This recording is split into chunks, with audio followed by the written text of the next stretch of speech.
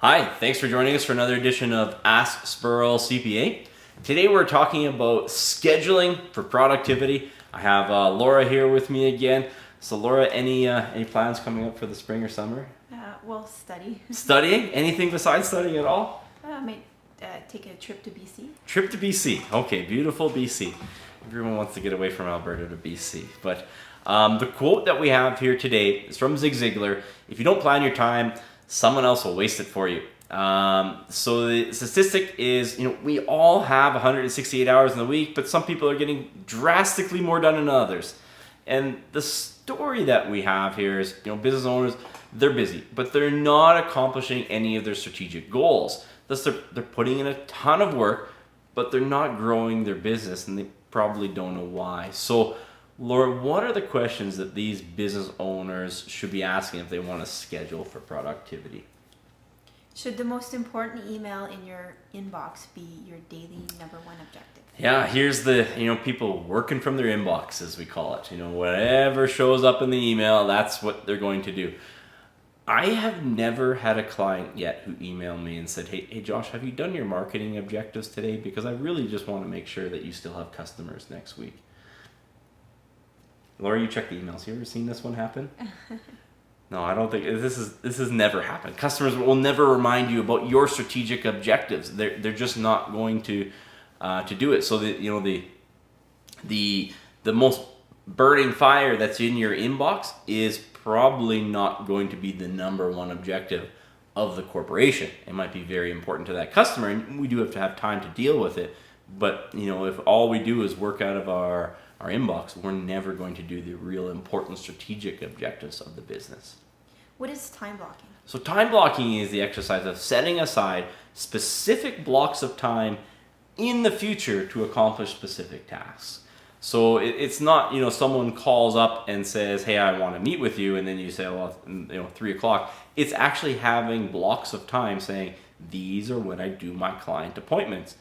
These are when I have time to do the administrative tasks of the business. These are when I have time to do the strategic work and marketing of the business. So time blocking is actually assigning future blocks of time in the future, locking them in. So we're tackling, specific items at specific times in the future.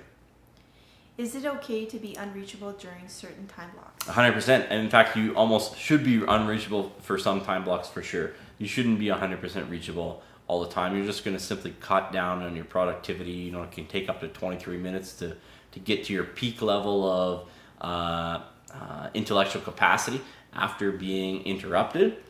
So you should have certain time blocks where you are unreachable. You don't want to be annoying your customers, and it depends on how big your team is. Is there someone else who can address the queries while you're doing that focus work? But you should definitely have some time blocks that you are unreachable, and that'll just make you more productive on that task at hand. Why is it important to have time set aside for marketing even when you're busy? Yeah, marketing needs to be one of your time blocks. Because the marketing objectives that work, the initiatives that work are marketing initiatives that you do consistently. So if all of your marketing is based on a stop and start, I do it now, I get busy, then I don't do it, then I start again, you're actually going to have to invest more time to get the same result. So whereas if marketing objectives that work are ones that you consistently do, you're consistently running those ads, you're consistently pushing out content, you're consistently contacting your ideal and likely buyers and people who can refer to you. It's that consistency that actually is efficient. So if you don't time block those marketing initiatives, either your marketing initiatives, they're not going to work, or they're actually going to take more time. How does time blocking, checklist, and template improve save time? Yeah, so if you actually have blocks of time set aside to do checklists and templates, you're going to save time, because now these checklists and templates, they make your job easier. They're going to reduce the number of errors that you make. They're going to increase the level of satisfaction that your customer is going to have, because there's certain things that you can't think to do in every single moment. But if you have a checklist of things to remind you, or if you have a really good email response to a particular frequently asked question or something like that, you're just going to deliver to a higher standard. And you're going to have less of those burning fires to put out, because the customer is just going to be happier with the product that they're receiving. What happens when people think admin and other tasks will get done in free time? Yeah, so the kind of the fallacy that happens sometimes is business owners, they think that, oh yeah, those tasks, I'll do them when I get home, when I'm, when I'm laying in bed at night, when I'm trying to watch Netflix and do these at the same time, or I'm going to do these at the kids' hockey game, or when this happens, I might do this. If you don't have a specific time set aside, what happens is the tasks don't get done. And often those tasks are the more strategic tasks. So often they're the ones that, it's not the customer, calling and asking for something that you need to give them that's, top of mind. It's the things that actually need to get done in order for you to grow your business, to get more customers, or deliver the service at a higher standard, or build the team that's going to be necessary to help you deliver this product and service at scale. Do most people underestimate the time required for recruiting, training, and HR? Yeah.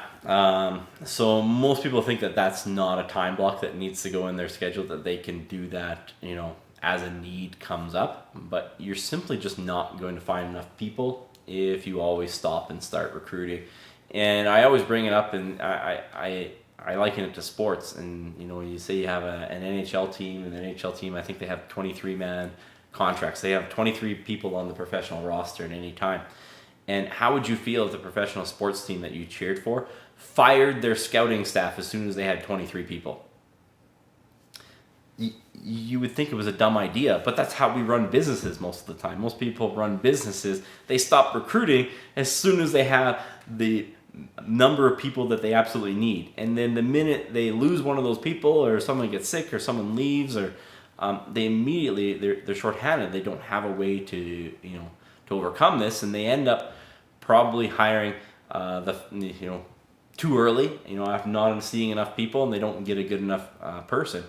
And then simply, once they get those people on, they don't spend enough time training them or coordinating with them to kind of coach them up to make them better employees. And then that person inevitably costs you time, because they make mistakes, and those mistakes are, ultimately we have to look at them. They're our fault if we're not spending sufficient time to train these people.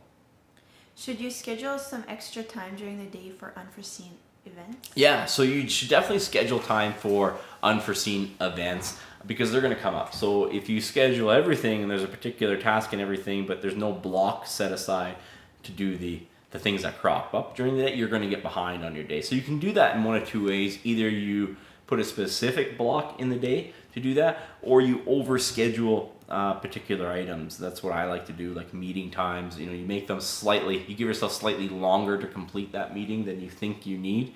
And then that way, when that meeting inevitably ends earlier, you can knock out something else, one of those burning fires that popped up throughout the day. What happens when your time blocks are too short?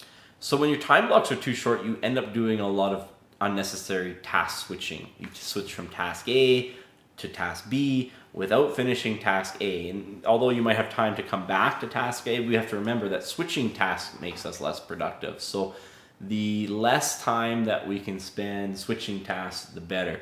So ideally, you need to look at the type of work that you're doing, and is this really in-depth work? I don't often put time blocks on my schedule that are less than 2 hours, because a lot of the problems that staff are going to bring to me, or things that I have to figure out, they're going to take longer than 2 hours to finish. So why would I stop at an hour just to come back to it later? And it takes me a certain amount of time to figure out, where did I leave off last time? Where was I going with this? Where am I going to go now?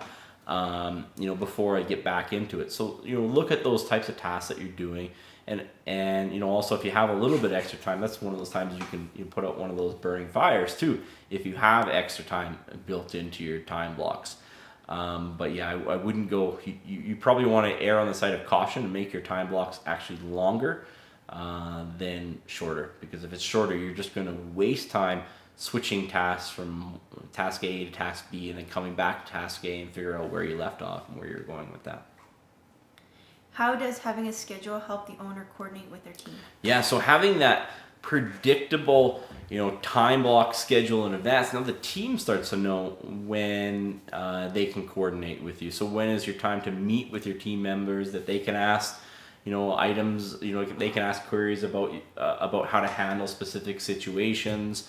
They know that they're going to get training at specific times. It gives them a little more comfort as well, so they know when am I going to get time to get coached up, and when am I going to get time to ask questions, so the employees don't feel like they're on an island somewhere and they don't have any help, but at the same time they're not just knocking on your door every 5 minutes and interrupting you so you're not getting anything done. It's the best of both worlds. So you got that locked off productivity time that's uninterrupted, and your employees always have the confidence to know that, well, okay, we can get in front of the business owner at this time and ask these questions, so we're always going to have the help that we need.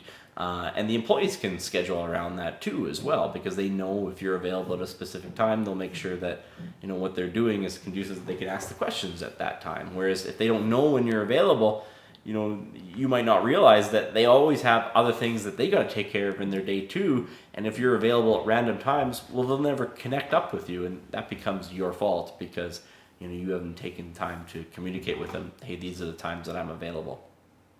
So that's what we have here today. Thanks so much for joining us again. As always, please hit the like and subscribe button so we can continue to deliver you tips on how to beat the odds at business. As always, please leave any comments in the section below, and we'll gladly address them in any future videos. Thanks very much.